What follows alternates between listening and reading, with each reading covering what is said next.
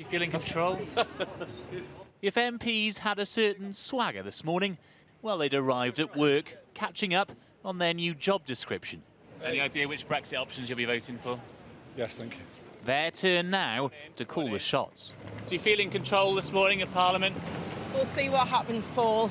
If you think it's been mayhem till now, you wait till Parliament's running the agenda. I think it's a possibility of a general election because there's nobody in control.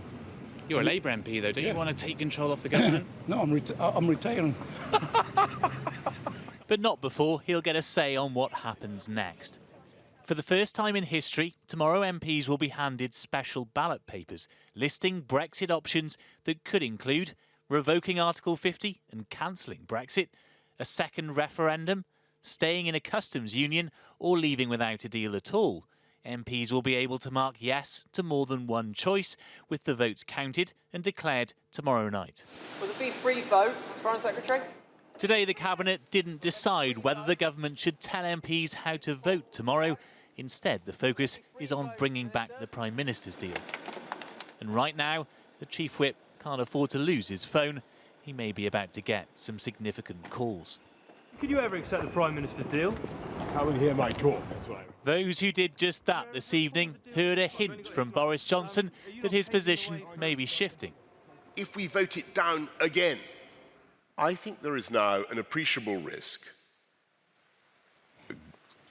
an appreciable and growing risk, that we will not leave at all.